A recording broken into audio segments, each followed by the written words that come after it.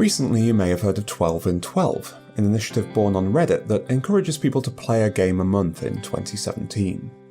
It's intended as a way to help people reduce their backlogs, deal with all the stuff they've bought but never looked at. Great idea, but I got to wondering, what about playing the 12 greatest games I've never played? See, I'm a child of 1980s Britain. When Americans took home the NES in large numbers, we had home computers. My first was an Acorn Electron in 1984, others had Spectrums or Commodore 64s. At least in my circle of friends, consoles didn't really break through until the early 90s with the Mega Drive and the SNES, and I never had either of those. After we got our first 486 in 94, I played on the PC almost exclusively. I didn't get a console until the Xbox in 2002, and even since then, I haven't played most console classics. I may pretend to know what I'm talking about when it comes to games, but those Nintendo titles that everyone loves? Everything I know about them is second-hand.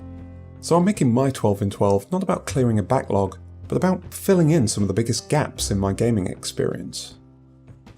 I'm looking for 12 games that I've never played that have a large cultural footprint, that are still talked about a lot, that have a large influence on later work, games I really missed out on. They've got to have an ending, and of course I need to be able to get to that ending in reasonable time. Most of the games I've chosen are 15 hours or less, with just a couple of longer ones in the mix. I can't include more than one title from the same series, and I want a good mix of genres to be represented. I'm not going to be precious about original versions. If there's a modern port or an HD remake available, I'll take it. I'm trying to backfill my gaming experience, let's not pretend it's 1998. Well, before I run down the 12 that I've chosen, here are some that made the shortlist, but didn't make the cut.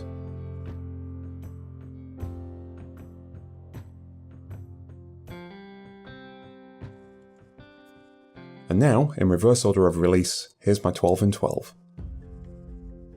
Dishonored is exactly my kind of game. I love player expression and emergent gameplay, and it's been sitting in my Steam library for a while, but I never made the time to play it. Given the success of the sequel, I don't want to put it off any longer.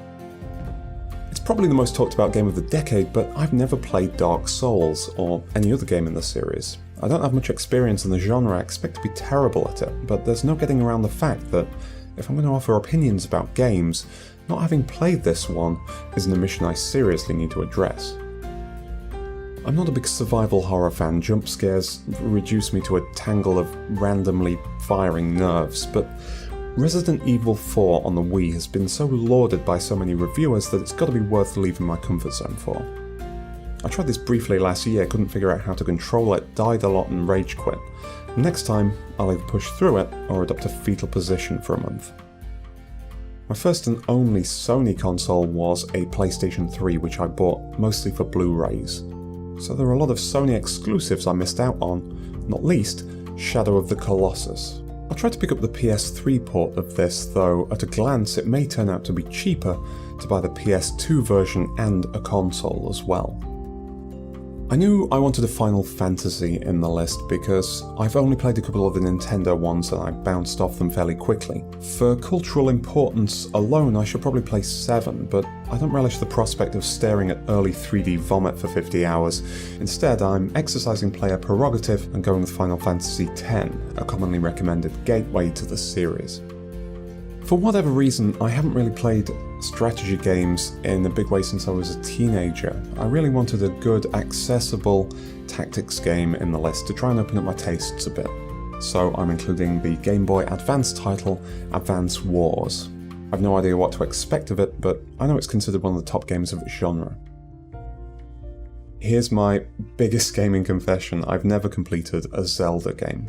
I've played a couple, but never had the attention span to see them through to the end, so a Zelda has to go in the list, and though there are many classics to choose from that would easily earn a place, I'm going with Majora's Mask, which I'll pick up on 3DS.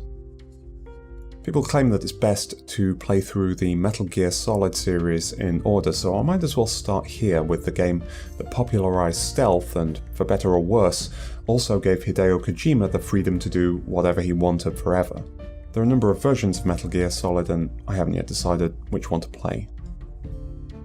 This one was the easiest decision of all, since it's still frequently listed as one of the very best video games of all time, and I can easily pick it up for the DS. Super Mario 64 was one of 2 games in 1996 to show the world how 3D platforming could be done. And here is the other, the first Tomb Raider. The only British game in the list, sadly. It was created just a few miles from here. Closest I've ever come to playing it was watching a flatmate play in the 90s. It's time to get on the other side of that and see what the fuss is about. I knew that having played neither, I needed a Metroid or a Castlevania game in the list, and I've chosen possibly the most venerated of all, Super Metroid on the SNES, which I'll probably pick up on the 3DS Virtual Console. I'm really looking forward to this one. I played a few of the LucasArts adventures, Day of the Tentacle, Sam & Max, Full Throttle, Grim Fandango, but for no good reason never played one of the touchstones of the genre, Monkey Island. I'll be using the modern PC remake of this, the oldest title, on my list of 12. Well, that is the list.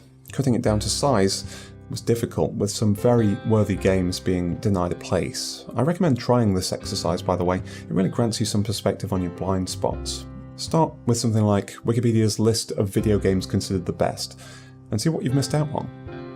My goal isn't to 100% these games, I'm just going to try and reach the ending of all 12, and for each I'll try to throw together a short video about what I thought of it.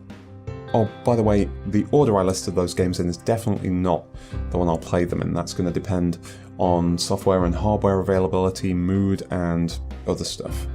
I'm already about 8 hours into Final Fantasy X, one of the longest games on the list. If I can get through that by the end of January, I'll be off to a really good start. I'm Chris. If you're trying it, best of luck with your 12 in 12 in 2017, and I'd love to see your list in the comments. And thanks for watching.